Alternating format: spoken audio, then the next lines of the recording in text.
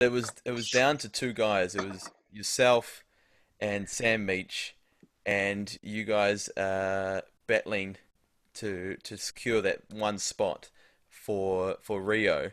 So can you take me back to the lead up to that Rio campaign, and also that 8 month period, which is three events, and it's all a trial period for that securing that one spot.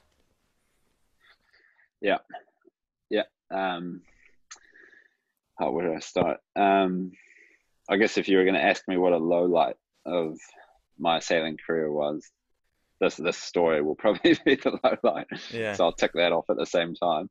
Um, yeah, like you say, Sam and I, we were the two sort of top laser sailors gunning for the Rio Olympics, and we were good mates, and we had the same coach, and we were training together all the time, and we'd debrief together on a daily training basis, and sort of probably share what we thought we could share, but not share every little fine detail, that you thought was gonna give the other one an edge over you.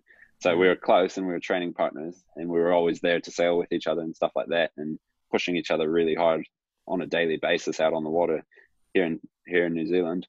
But but yeah, we we're definitely competitors, and we both knew that it was going to be quite a tight selection.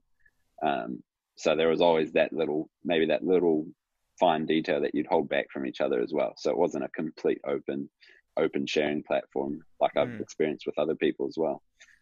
But yeah, so we the selection worked that we had three regattas sort of in the year leading up to the Rio Olympics, and whoever, it was pretty clear cut, whoever performed the best over those three events would get to go to the games. And yeah, our section was super tight. Like I went to the pre-Olympics the year before the games, which is pretty much a dress rehearsal for the Olympics. Um, but even selection for that was really tight. So it was going to be pretty close right up until the end. The three events I think was the 2015 World Champs, and then a couple World Cup events closer in 2016 before the games. Um, Mm. and and the first event, we were close as ever. I think I might have finished fifth, and he finished sixth at the World Champs, which was solid starts for both of us to our selection campaigns. But it wasn't it wasn't defining. I mean, we were pretty much tied still, Mm. um, and we were both sailing really well throughout that. And then the second event was in Miami, and it was one of the World Cup events for the year, and probably what I see as the defining moment in the selection was about halfway through that event when we were both sailing really well, and we were probably again somewhere around sort of third or fourth overall after 3 or 4 days of racing. And then probably a weakness of mine at the time was and it's still really hard to read these sort of conditions where the breeze is sort of doing persistent shifts. There's sort of two different types of, well, there's a few different types of shifts, but in sailing, there's sort of an oscillating breeze, which is really common in offshore conditions where the breeze is sort of phasing back and forth from the left to the right. And you can kind of get a grips on the period of the oscillation. So, it might be completely even oscillations, and every couple minutes it's going back and forth, but more normally it's a bit varied, but generally you favor one side, but you're always going to get a shift back to get out of that side. Mm. So there's those sort of shifts, and then there's also persistent shifts, which is where the breeze sort of shifts right, and it stays right for that whole race, or that whole leg of the race. And back then I struggled a lot with those sort of shifts. Mm. And there was this one day in Miami which was pretty defining, where we had three races in a day where it was persistent shifts, where they would last the course of an upwind or whatever. And everything pretty much went wrong that day. And I was backing myself, and you know race one, I might have thought the right was going to pay, and then there was a big left persistent shift, and I found myself at the back. And then race two, like maybe the opposite happened, but I just managed to keep finding myself at the back of the fleet that day. Mm, And when it's persistent shifts and everyone's, at the top of their game, it's pretty hard to fight your way back through the fleet once you mm, find yourself in 40th place at the first mark or whatever. Um, and to Sam's credit, he sailed really well that day and managed to, hold his place up the leaderboard. And I probably slipped back 5 or 6 places. And I think I ended up finishing that event in ninth place or so. And I think he managed to get third, that was a pretty big gap for us at that time at an event. To finish 6 places different. That was a big jump.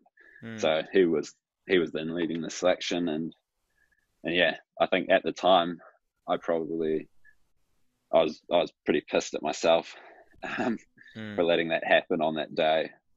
I thought I was probably way better than that at the time, and um, I remember sitting down with my dad for dinner at the end of that regatta and just thinking I'd blown it and I'd fully fucked it up.